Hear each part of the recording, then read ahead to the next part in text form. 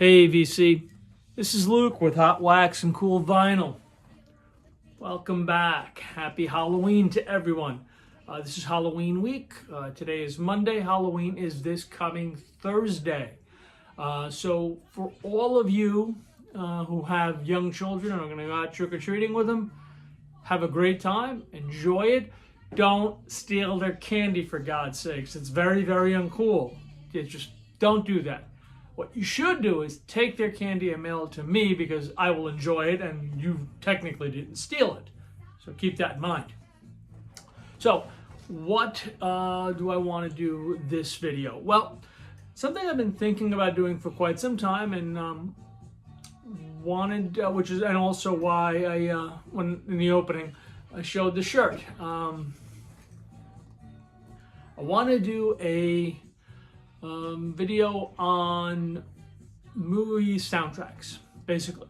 Now, I know that in the VC there are collectors, amazing collectors. I mean, Beth from B-Side Records always shows some amazing, really, really cool soundtrack albums.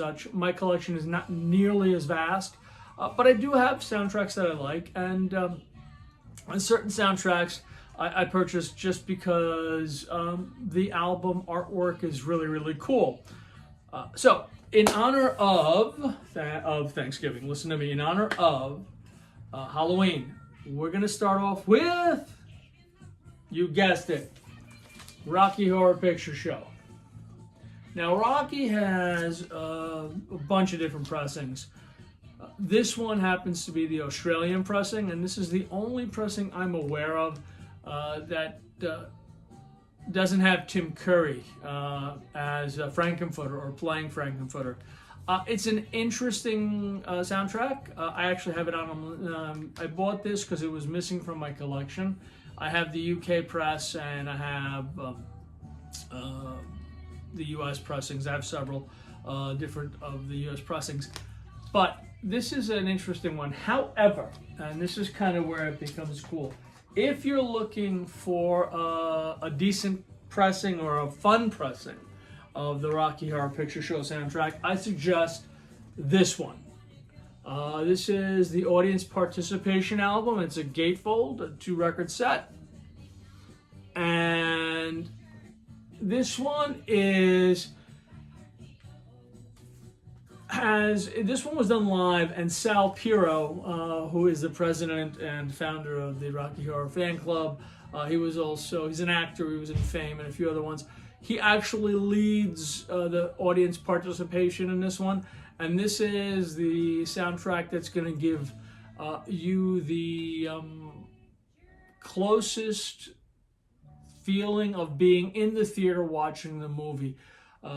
I've tried it. It doesn't actually time up with the movie exceptionally well, but it's fun. It's really fun to listen to nonetheless. So if you're gonna buy a Rocky Horror soundtrack, really fan participation one, definitely the way to go. It's everything about Rocky that you love is why you should get it. Tim, DJ High Noon, Tim. Dude, if you get to run across it, grab it, because I know how much you'll enjoy listening to this thing. And I guarantee you, after 2 seconds of the introduction, you're going to be screaming at your turntable. I know I was. All right, so next up that I have, this is one of those albums that I bought because I really enjoyed the movie. And I love the cover work. It's To Share With Love.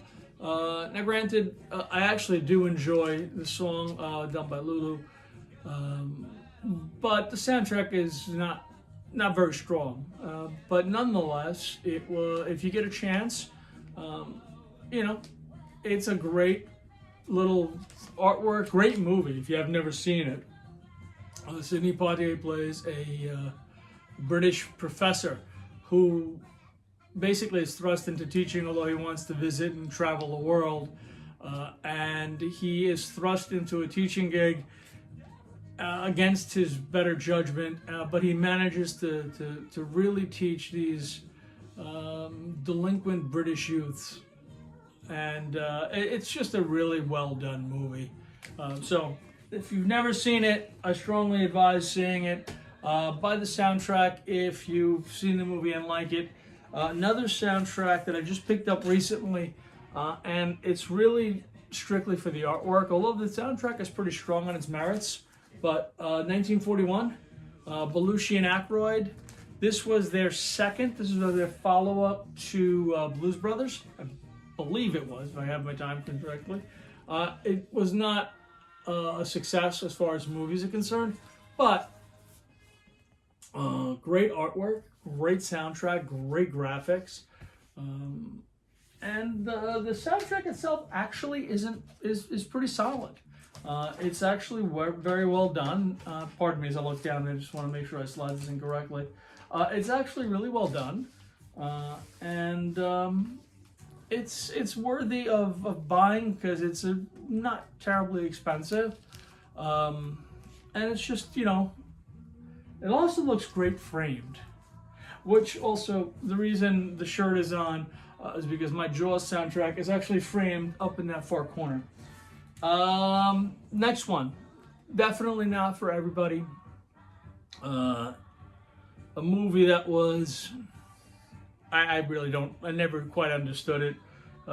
Repossessing cars, aliens in the back, and but great music if you're a punk. Repo Man.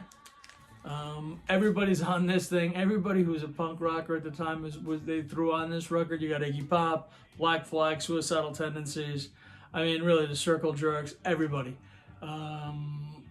Great graphics, starring Emilio Estevez. I guess this was his first movie. You know, if you're a punk rocker, grab this. It's awesome. And it's just, you know, how can you not? You know what I mean? Moving on. Another terrible movie, but an amazing soundtrack. Rock and Roll High School by the Ramones. Now, if you're a Ramones fan, it's got most of their stuff on it that you're familiar with. But basically one side, the other side's got Nick Lowe and a few of the other ones, and the lead, the main actress, whose actually name I've forgotten since then, actually sings a cover of Rock and Roll High School. What's on this here? Yeah, PJ Souls. She sings a cover of Rock and Roll High School. That's on side 2. Side 1 is all the Ramones. Rock and Roll High School. I want you around. Come on, let's go.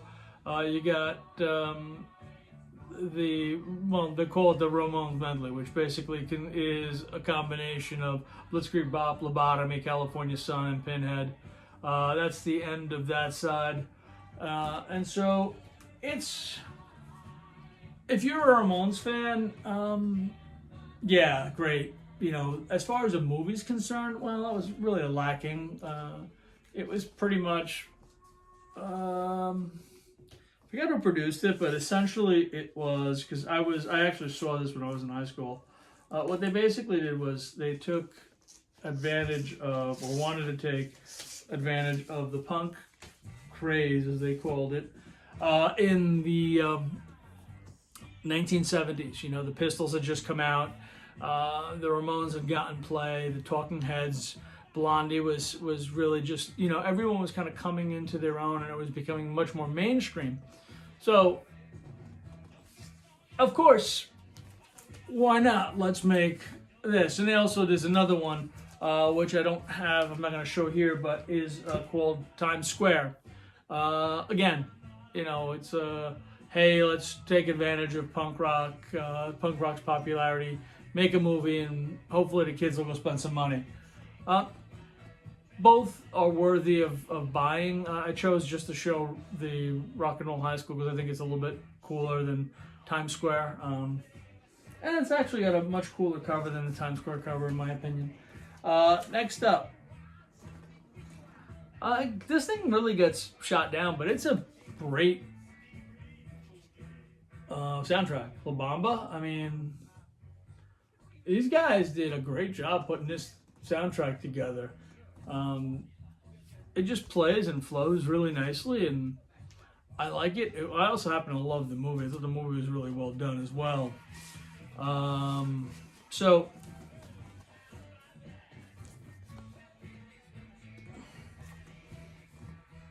La Bamba. Who doesn't love a good spaghetti western, right? The good, the bad, and the ugly. Now, I just showed a couple of weeks, I guess it was two videos ago, I had picked up for a few dollars more, or a fistful of dollars. But this was, oh God, had to be one of my all-time favorite movies when I was young. It just, you know, it just never ends. It's a movie that has, basically, I think it's like 3 hours long. It just never stops. But man, what a great movie. And a great score too. You know, Ennio Morricone does a great job with all his scores, but this is the one. I think this is the one. Somebody correct me if I'm wrong, but I think this is the one that kind of just really thrust them into the mainstream. I mean, his stuff went top 4, I think top 40. Certainly, the theme from Good, the Bad, and the Ugly was in the top 40. And I can't say enough about the movie. Just, you know, the classic spaghetti western, the original spaghetti western, the one that started all the rest. I think it was the first one that came out. I may be incorrect on that because I'm not really a movie buff. There's just certain things I enjoy. That, ever since I was a child, is one of them. Great movie. Next up, oh God, American Graffiti.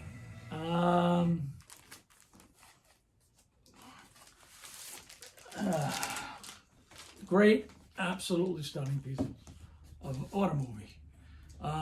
Absolutely fantastic cover art too. Great music. Wolfman Jack is in this thing. You got Suzanne Summers in this thing. I mean, Richard Dreyfuss, Ron Howard.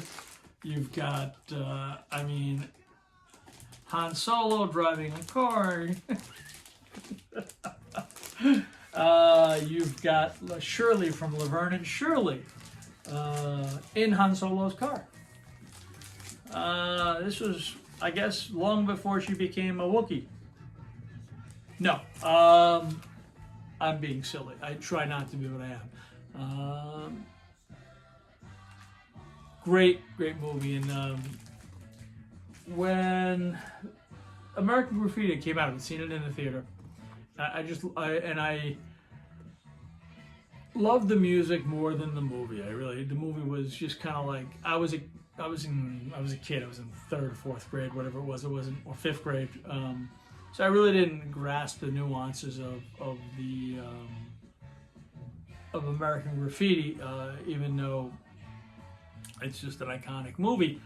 Sound, the music I got into right away, even as a kid, you know. So when I was in 5th grade, HBO had just been introduced in one of the movies, one of the very first movies that they had was American Graffiti. And at the time, HBO basically had 2 or 3 movies, and they would play them and then wait an hour and start it again. It'd be on a constant loop. So I must have seen American Graffiti on HBO probably, I don't know, 20 times when it first hit HBO. So it's still one of my favorite movies. It comes on, I watch it. It's just such an iconic piece of Americana that, you know, you just can't help, even if you're not of that era, and I wasn't actually, that was a little bit before my time. Teenagers of that era were a little older than I would have been when the movie in that time frame. So, but it was a time that I can actually appreciate, a time that I think was a lot more innocent for those of us in the who live in the States, and those of us who grew up in the late 60s and into the early 70s. It just seemed like such a much more calmer and more fun time. more innocent time, I guess. But it was a great movie, and I loved it because of that reason. Also, Jesus Christ Superstar. This is just, wow, just wow.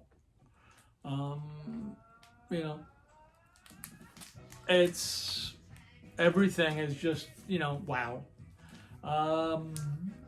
The depth and breadth of the score from the movie, leaving aside for those who are non-religious, just the score itself is just musically just wow. So absolutely fantastic. This is got shrink, so I'm not gonna open a gatefold because it's still in shrink. So I'm just gonna put that there. And then finally, because I love James Bond, Sean Connery in particular. Roger Moore was cool, but Sean Connery was, to me, James Bond is Sean Connery.